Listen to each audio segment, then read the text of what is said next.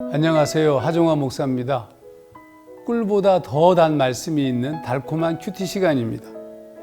여러분, 기도하려고 해도 기도가 잘 되지 않을 때가 있어요. 그렇죠? 그때 우리가 주일학교 때 배웠던 아주 가장 기본적인 규칙으로 기도해 보면 어떨까? 첫 번째는 하나님을 부릅니다. 하나님. 당연히 하나님을 부르니까 그 다음에 감사 기도 제목이 나와야겠죠? 감사.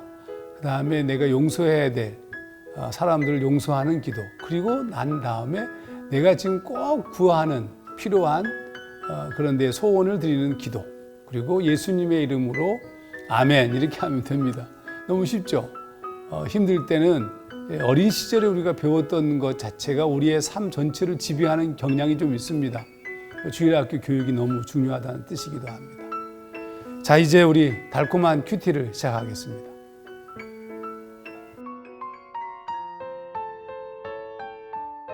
영적인가 육적인가. 로마서 8장 9절.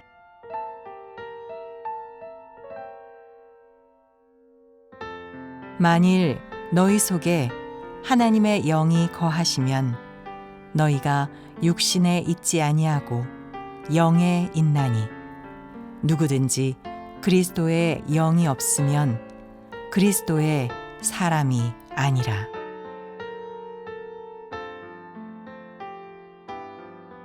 오늘 우리가 함께 나눌 말씀은 로마서 8장 1절에서 11절 말씀입니다. 7장 25절, 24절 너무 감동적이었죠. 특히 25절 우리 주 예수 그리스도로 말미암아 하나님께 감사하리로다. 그런즉 내 자신이 마음으로는 하나님의 법을 육신으로는 죄의 법을 섬기노라. 와, 이게 너무 감동적입니다. 제가 이 말씀을 읽으면서 얼마나 감격했는지 모릅니다. 와, 하나님이 나에게 이렇게 기회를 주시다니. 로마서 7장에 적힌 이 바울의 싸움은 악을 행하는 자신의 모습 때문이었습니다.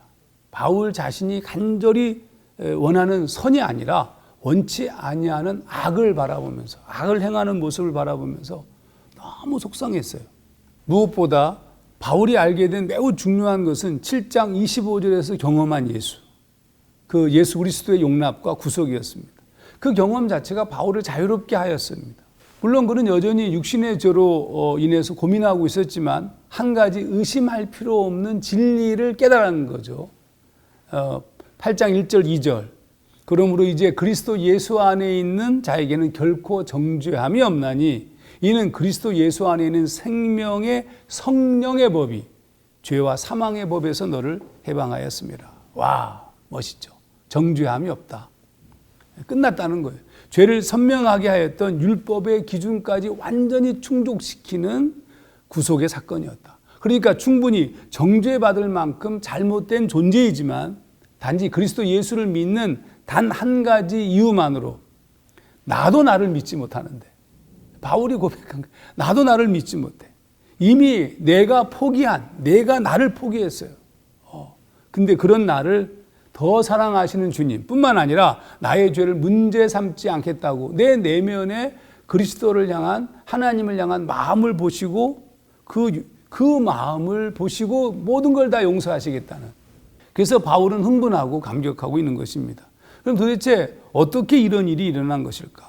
사실 바울은 매우 절망적이었고 죽은 자 같은 상태였습니다. 그럼 어떻게 이런 일이 벌어진 것일까? 우리에게도 이런 일이 일어날 수 있을까? 성령께서 역사하시는 거죠. 성령이 바울 안에서 역사하셨어요. 아무것도 할 수 없는 바울 안에 성령께서 역사하셔서 바울을 일으키셨습니다. 8장 2절 잘 들어보세요. 생명의 성령의 법이 죄와 사망의 법에서 너를 해방하였다. 결국 지금 바울이 회복하게 된 것은 바울의 노력이 아니라 성령의 역사였습니다. 바울 안에 마음을 주신 것도 성령님이셨고 역사하신 것도 성령님이셨고 하나님이 주도권을 갖고 있다는 뜻이에요. 이 놀라운 사실을 알게 된 바울이 소원이 생겼어요. 소원. 이렇게 나에게, 내가 이렇게 엉망진창이고 시체와 같은 존재이고 한심한데 원하는 바 선은 행치 못하고 악을 행하는 존재, 죄에 사로잡히는 죄의 법 아래에 있는 존재인데 이런 나를 사랑하시고 나를 용서하시고 나를 기회 주시고 내가 잘못했던 것까지 다 덮어주시고 모두를 다 구속하시고 대신 저주받으시고, 그러니까 이 바울의 소원이 생겼어요. 그게 뭐냐면 하나님의 뜻을 따라 하나님을 기쁘시게 하고 싶었어요. 성령의 법에 순종하는 것을 의미했습니다. 그러니까 육신대로 이젠 육신을 따라 살 수 없다, 이런 결론에 이르렀습니다. 7절 8절 육신의 생각은 하나님과 원수가 되나니 이는 하나님의 법에 굴복하지 아니할 뿐 아니라 할 수도 없습니다. 육신에 있는 자들은 하나님을 기쁘시게 할 수 없느니라. 육신에 있으면 하나님을 기쁘시게 할 수 없으니까 이젠 진짜 하나님의 뜻에 맞게 하나님을 기쁘시게 하는 그런 삶을 살고 싶었던 겁니다. 그러면 어떻게 하는 것이 육신의 뜻을 쫓지 않고 하나님의 뜻을 따라 기쁘게 살 수 있는 것일까?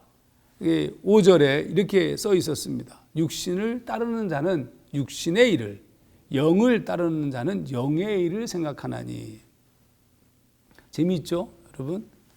이 시간 한 가지 묵상 질문을 좀 던지고 싶습니다. 그럼 나의 생각은 영적인가? 아니면 육적인가? 한번 생각해 보시죠. 내가 뭘 결정하고 뭘 시도하고 내가 내 자녀에게, 내 남편에게, 혹은 내 아내에게, 혹은 직장, 혹은 내 형제 자매들에게 얘기할 때 나의 얘기는 영적인가 아니면 육적인가? 사실 우리가 여전히 육신의 일을 사랑하고 따르는 것은 우리가 영적인 존재가 아니기 때문입니다. 그런 까닭에 삶 속에서 늘 육신의 일을 생각하고 육신을 따르고 육신을 쫓아 사는 겁니다. 바울도 그럼 영적인 삶을 살고 하나님을 기쁘시게 하고 싶은데 그렇게 살지 못하는 자기 자신이 너무 괴로웠어요. 이런 상태를 매우 심각하게 여겼습니다. 8장 7절 육신의 생각은 하나님과 원수가 되나니 이는 하나님의 법에 굴복하지 아니할 뿐 아니라 할 수도 없습니다. 그래서 불안했어요. 여러분, 제가 아까 던졌던 질문처럼 우리의 나의 내면적 상태는 어떤 것입니까? 가만히 보면 그럼 내가 과연 성령을 쫓아 성령의 통치를 받으며 살 수 있는 존재인가? 이거 좀 의심스럽죠, 그렇죠? 우리가 진정 예수 그리스도를 알고 있다면 이미 그리스도의 영이 우리 안에 존재하고 있기 때문입니다. 우리가 주님을 믿을 수 있다는 것, 그것이 성령이 내주하심을 확인하는 거예요. 고린도전서 12장 3절 하나님의 영으로 말하는 자는 누구든지 예수를 저주할 자라 하지 않고 또 성령으로 아니하고는 누구든지 예수를 주시라 할 수 없다. 그러니까 우리가 예수님이 나의 주님입니다라는 여러분의 내면적 고백이 분명하다면 그건 성령께서 감동을 주신 겁니다.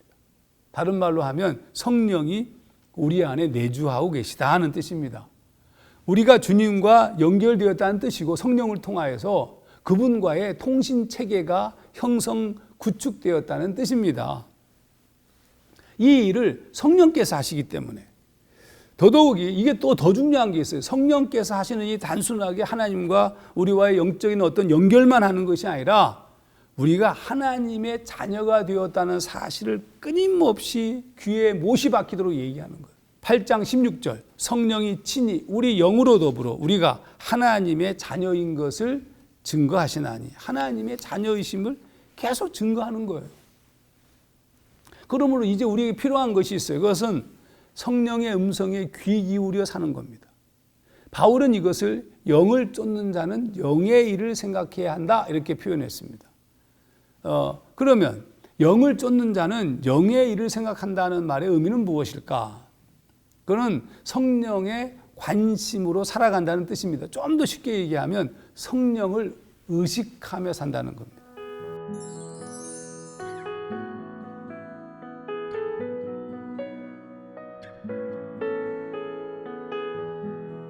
내가 목사라는 말을 사람들을 의식한다는 뜻입니다. 먼저 나 자신이 말하는 것, 행동하는 것뿐만 아니라 우리 지체들의 표정과 모습까지도 다 의식합니다.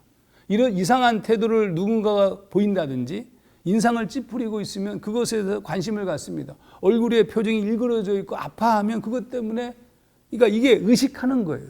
의식하는 거. 그러니까 우리가 성령을 의식한다는 것은 이렇게 늘 생각하는 거예요. 내 삶의 모든 영역에 주님은 뭐라고 말씀하실까? 그렇기 때문에 우리는 말씀의 통치를 받아야 됩니다.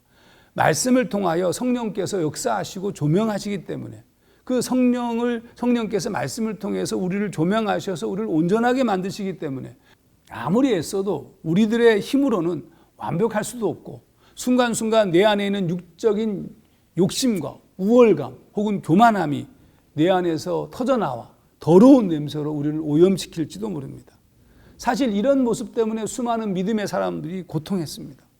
초기 기독교인들을 비롯해서 믿음의 사람들은 늘 예수님께 기도했습니다. 저는 여러분에게 기도를 예배당에서만 하지 말고 또 집에서만 하지 말고 삶 전체 속에서 하나님과 이게 쉬지 말고 기도하라는 뜻 아닙니까? 그래서 사실은 초기 교회 중세를 지나면서 많은 수도자들이 기도했던 짧은 기도 중에 하나가 예수 기도입니다. 오늘 여러분에게 좀 소개하고 싶은데 이렇게 기도합니다. 주 예수 그리스도여 나를 불쌍히 여기소서.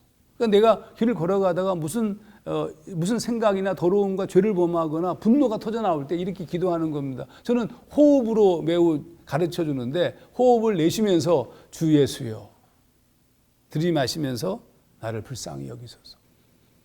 이거 굉장히 강력합니다, 여러분. 꼭 매일 순간순간마다 그리고 기도 중에 가장 아름다운 기도는 내가 원하는 것을 기도하는 것이 아니라 하나님을 구하는 것이 최고의 기도입니다. 그렇게 기도하면서 오늘 하루도 걸어가시기를 주의 이름으로 축원합니다.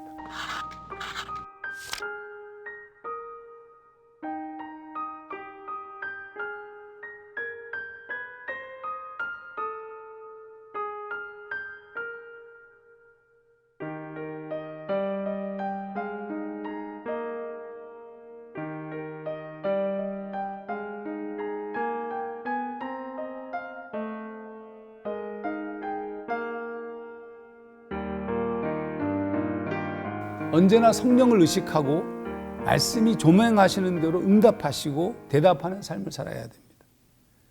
그래야 무뎌지지 않을 수 있어요.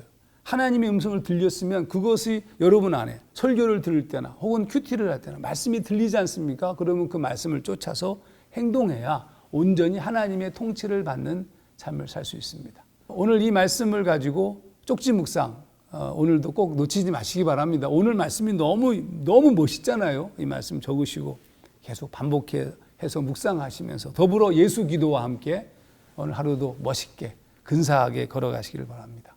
기도하겠습니다. 하나님, 우리가 너무 완악해서 하나님 우리에게 말씀하실 때 목사님의 설교를 통하여 혹은 성경을 읽는 것을 통해서 우리에게 말씀하실 때 우리가 너무 무뎌 있습니다.